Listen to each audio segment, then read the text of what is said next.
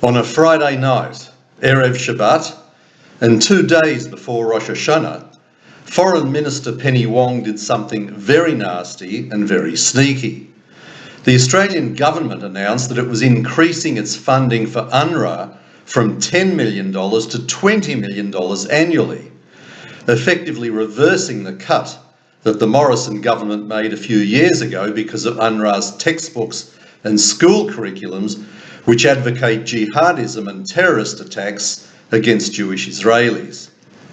In what should be a no-brainer, i.e. not donating public money to UNRWA for the sponsorship of Palestinian Arab terrorism, the Albanese government demonstrated yet again that despite the warm and fuzzy words it used during the election campaign, it really is not a genuine friend of Israel.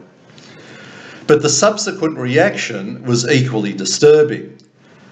The Zionist Federation of Australia did put out a rather bland statement of condemnation, no doubt claiming that it has to be mindful of its ongoing relationship with the government of the day. But everyone knows that when it comes to the politics of Israel and Australia, the Zionist Federation is now so closely aligned with that of the Labor Party, there is virtually no daylight between the two organisations.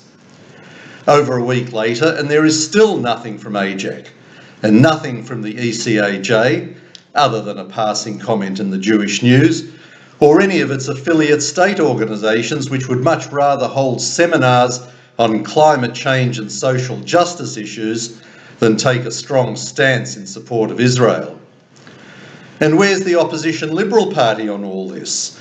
Where is Peter Dutton, or the Shadow Foreign Affairs Minister? Do you know who it is? It's Simon Birmingham. I had to look it up because neither of them have said a thing on foreign affairs since the election.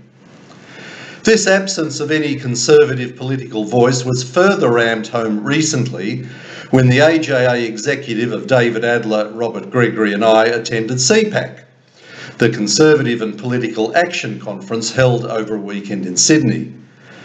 It was a pleasure to be in a safe space with 1,000 people where conversations on conservative values and common sense politics could be held openly and without the usual name-calling from the woke left, who refuse to debate anything and can only throw insults around, such as right-wing extremists.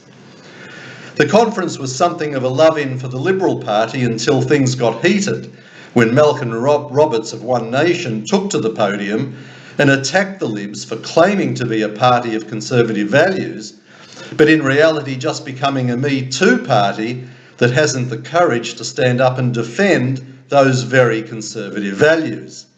He had a point. Wearing kippot and our AJA lapel badges, our areas of special interest was fairly evident, and David and I were approached by many people, Jewish and non-Jewish, who are either very complimentary on what the AJA is doing or interested in learning what the AJA is all about. The AJA team met people such as Nigel Farage, a range of Australian politicians including Jacinta Price, Alex Antic, Matt Canavan, Malcolm Roberts, Ralph Babbitt, and others like Johannes Leek and Warren Mundine, as well as catching up with friends such as the Outsiders crew from Sky News. So it is easy to see who our friends are, and to be honest, in light of what Penny Wong has just done, I see the current government as very cheaply trying to tell the Jewish community how much of an ally it is, while at the same time revealing how happy they are to throw Israel under a bus. Labor can't say that it stands for human rights, whilst at the same time handing money over to a United Nations organisation that so blatantly flouts Jewish and Israeli human rights. And all done while our community is busy preparing for the high holidays. Sorry, Albo, that doesn't cut it. And as usual, our woke communal organisations take the soft approach, so that it's left to us, the Australian Jewish Association, to stand up and be the loud voice that is so needed these days. Check out Robert Gregory's excellent op-ed in the Daily Telegraph. And thanks also to Rowan Dean for doing a powerful TV editorial based on AJA work. Of course, we're happy to do all this, but we need your support, both moral and tangible. There is a donate button on the website, jewishassociation.org, but stay tuned for a big announcement on this issue in the next couple of weeks. As they said at CPAC, if one person makes a ripple, it joins all the other ripples and we create a tidal wave that can break down walls. Together, we can do this. This is Alan Friedman from the Australian Jewish Association.